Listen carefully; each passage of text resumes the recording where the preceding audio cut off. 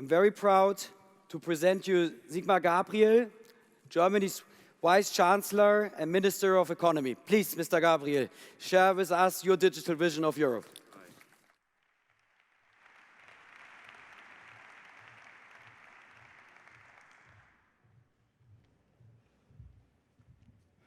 Thanks a lot. I'm not sure that I'm able to show you a vision of Europe. We are happy to know maybe what's the vision for Germany, and then we have to discuss with our partners about the future of Europe, because you said I should tell the people a vision of Europe. It's a little bit difficult. Germany maybe is the better idea. Mr. Rodznek, ladies and gentlemen, guests, I'm delighted that one of the leading conferences for investors and new technology firms has come to Berlin. A newspaper recently called the NOAH conference business speed dating, and I think that's a great description. Speed is key. There are so many interesting and important people, ideas, and projects here that it would be a pity not to hook up with as many of them as possible. But most importantly, we have no time to lose. Germany needs to shift up a gear on its digital transformation, to put it mildly. And as for the dating, not only in our love lives, but also in business life, it is not just about what is written down, but about personal relations and trust. It's important to meet face-to-face, or what the digital world calls analog, so it's great that you are here in person today. Berlin is the right place for this event.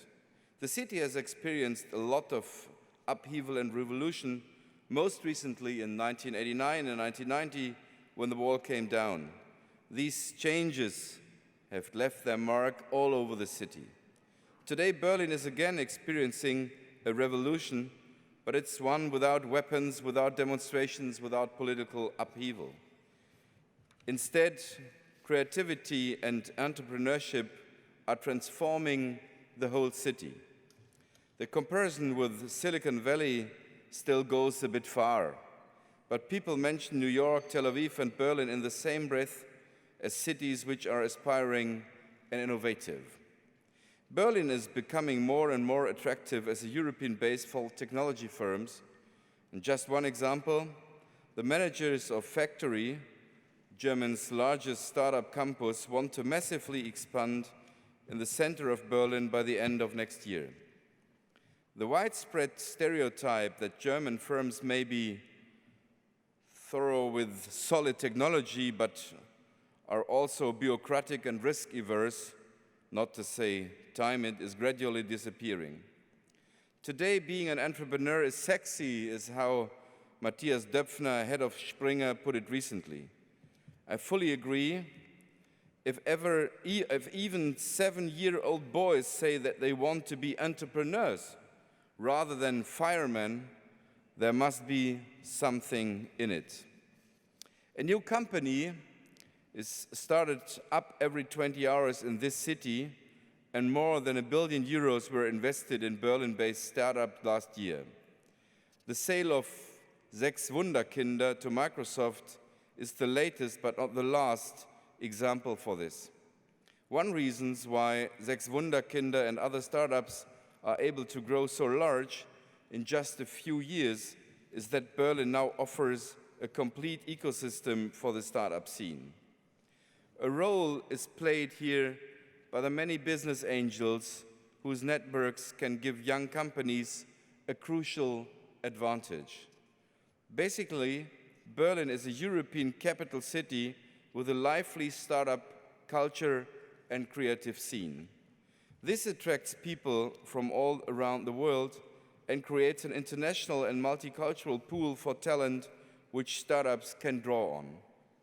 The companies which are already based here now know that very well, and as for the others, I can only encourage you to take a good look at the city, find inspiration in its dynamic and international environment, its diversity, its cultural scene. And just in case you were thinking that Germany only has Berlin to offer. Many other cities in Germany also offer fantastic conditions for startups. I'm thinking of places like the Next Media Accelerator in Hamburg, which offers selected startups great access to investors and potential partners. 10 leading media companies are on board. These are good reasons to invest in Germany, but there is more. Let me give you another good reason, because I think that more and more also governments, local, regional, and the federal government are speeding up and try to give support and a stable framework for startups. And I don't mean just the funding and incentive programs, which we have, of course, put in place for you. You know, what fascinates me in the startup scene is the following. Most of the entrepreneurs starting up in business don't come from rich families. They don't expect to benefit from massive legacies. They aren't born into business because they are taken over a family business in the next generation. No, most of them are young people without capital of their own, but with ideas, talent, and the strength to turn their entrepreneurial dreams into reality. They are young people who grasp the opportunities open to them and make something of their lives. I respect that. So it's quite natural for me, as a politician and of a minister for economic and energy in the federal government of Germany, to be in close contact with these companies, to listen to them, and to discuss how we can improve the conditions for startups in Germany. And I'm doing so at today's event and also in the Young Digital Economy Advisory Board, which provides me good guidance on these issues. Whilst it was important for me to say all this, I do, of course, have some tough political points up my sleeve. The traditional age of entrepreneurship, the industrialization of Europe, the time in which companies like Siemens, Borsig, Daimler, ThyssenKrupp, Volkswagen emerged, happened a long time ago. Some of these companies have disappeared, but most of them remain the heavyweights of the German economy, even if they have totally transformed themselves in the meantime. We need this transformation. In fact, we need a new age of entrepreneurship in this country.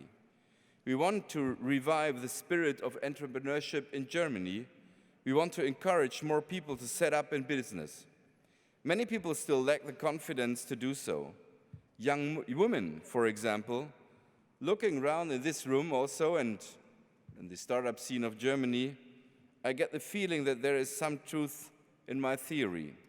And of course, in view of demographic change, we cannot assume that entrepreneurs have to be young people.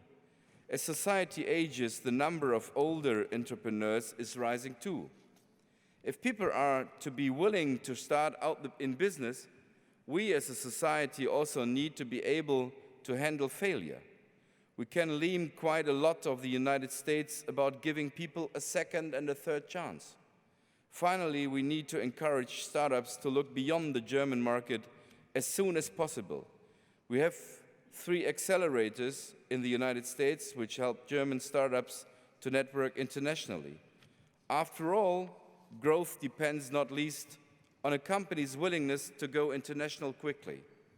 And we're better to learn how to do that than in the home country of Microsoft, Google, and Facebook. At the same time, we in the European Union also need to focus on the digital single market. I'm sure that Commissioner Oettinger addressed this yesterday. The key point in every expansion strategy is finance, and I know that this is an issue for everybody in this room. So venture capital is right at the top of our agenda. Let me make 3 points about this. Firstly, we want to see more fast-growing companies listed on the stock exchange. The successful IPOs of Zalando, SLM Solutions, and others were encouraging, and they show that access to the capital market is also possible in Germany, and we need more of them. Tomorrow, I shall be with Deutsche Börse to launch the new Deutsche Börse Venture Network this startup platform will play an important role in bringing startups together with investors and preparing them for listing. Secondly, we will increase the amount of public funding available for venture capital. We will set up €500 million ERP IEF growth fund, and after a long break, the KfW is getting back to venture capital funding with €400 million as a fund investor. So we have substantially increased the venture capital investments by the state. It is now important for the private sector to follow this example. After all, as you all know very well, the financing conditions for young companies are far better in the United States than here. A startup which is happy to get €500,000 of venture capital after 9 months in Germany would probably get 3 times as much in half the time in the States. So my appeal to you is this: we need the willingness to take risks, not only by people starting up companies, but also by those providing capital. Where are our DAX companies when it comes to investing in startups? Much more can be done there, and it would be good if in the next conference of NOAH in Germany, the DAX 30 companies would be here to discuss with startups how they can use them and how they can develop them. In order to help this, and this is my third point, we intend to improve the tax rules for venture capital. A key role here is played by the tax loss carry-forwards when there are changes in shareholders. That sounds complicated, but these effects are very simple. If the tax loss carry-forwards of a startup are lost when the company is sold or receive follow-on investment, it will be less interesting for a new investor to get on board. So we have agreed with the Finance Ministry and with the Chancellor that we want to improve the use of losses for investments in young, innovative companies. We are now engaged in specific discussions about this with the European Commission. We have already succeeded in improving the rules of crowdfunding, and finally, we are getting serious about cutting red tape. I have presented a relief package worth more than €700 million, and it will be given its first reading in the Bundestag tomorrow in the German Parliament. That will also make it easier to set up in business. It at least marks a start, and this will particularly help young companies. And we want to continue our efforts. In fact, it's mainly important for us in Germany to convince ourselves that we are actually able to cut red tape.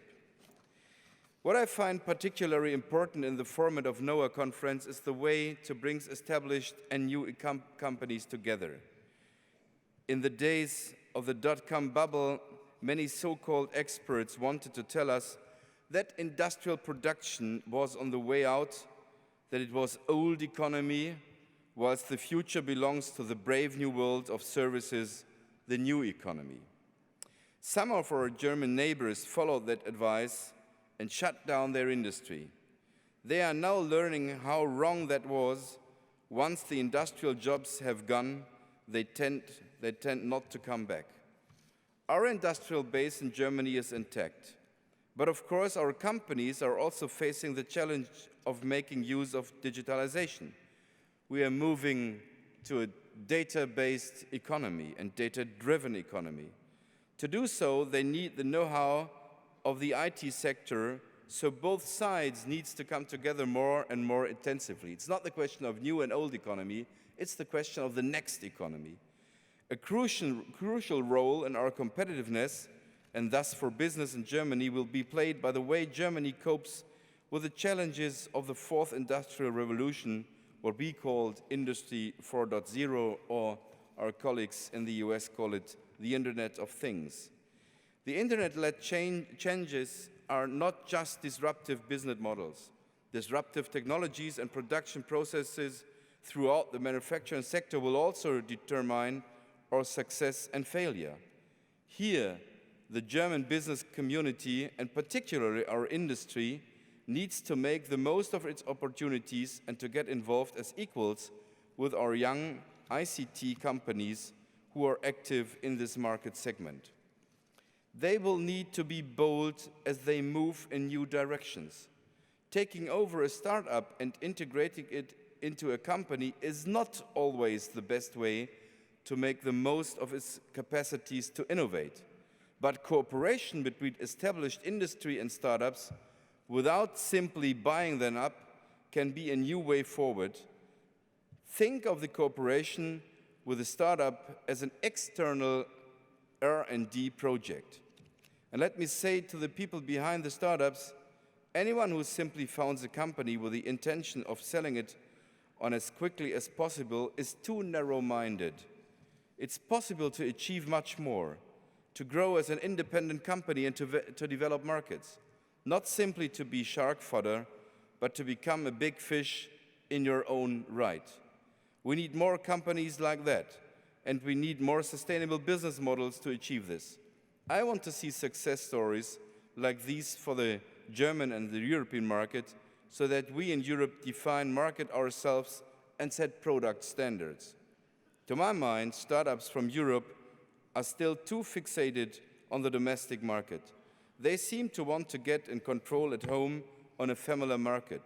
But if they are to expand, they need to focus quickly on the fast-growing, high-population markets in Asia and Africa. If you want to take a look at markets abroad, then come with us to China, to India, to Brazil. Get in touch and get on board. We'll take a look at these markets together. It's not necessarily so that only the DAX 30 are going on board when we'll go to China or to these markets. In our aeroplanes, there's more space than for DAX 30 representatives. A lot of things in Berlin are already working well, as we are hearing from the people who started up in Berlin factory.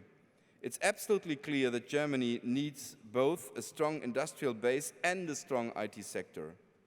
Ladies and gentlemen, take this opportunity to network and help to make sure that this year's premiere of the NOAH conference in Berlin is not a one-off, and that we will see one another here again next year. I'm looking forward to hearing what progress we make by the next conference and to seeing what European champions we might have by then. If we can lay the foundation stone for that here today, that will be a success. Thanks for your attention.